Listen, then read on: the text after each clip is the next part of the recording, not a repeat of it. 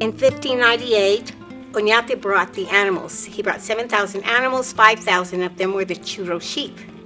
Well, I'm really interested in learning about just New Mexico's history, and I find it extremely fascinating. So taking this little chunk of our history and really like exploring it and learning it, but not just like learning it from a textbook, but actually doing the same things that like my ancestors might have done. It really interests me, and I feel like I can connect to it based on my past as a New Mexican. So they sent the explorers with they considered the peasant sheep. The peasant sheep were the churro sheep, but here they became the prize sheep because they adapted to the climate. They needed very little water, and they were strong and healthy. And the colonists depended on them for meat, for milk, cheese, and especially for the wool. And eventually, New Mexico became a sheep state. This is the fleece. Indigo is the color from the sheep, from the churro sheep. It has been washed and carded. The Spanish brought the malicate, which is called the Navajo spindle, and you shred the yarn and then you spin it.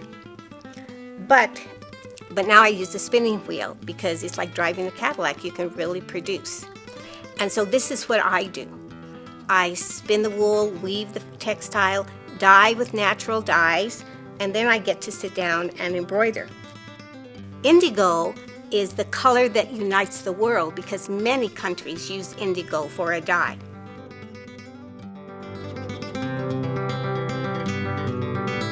Really have had trouble finding young people to want to learn this tradition, and I'm very happy that I met Domenica and her family because they're also very encouraging.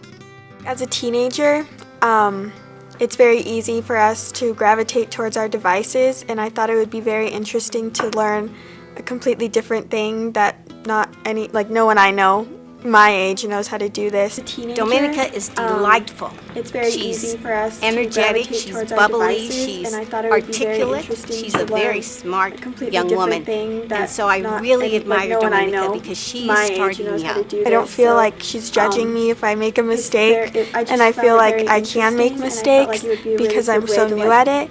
learning something But I that no feel one very else like is my age, comfortable and in a her different way to like express presence my working art with her. It's not so much about the project, but about the journey, learning the process and bringing two families together and keeping the culture together.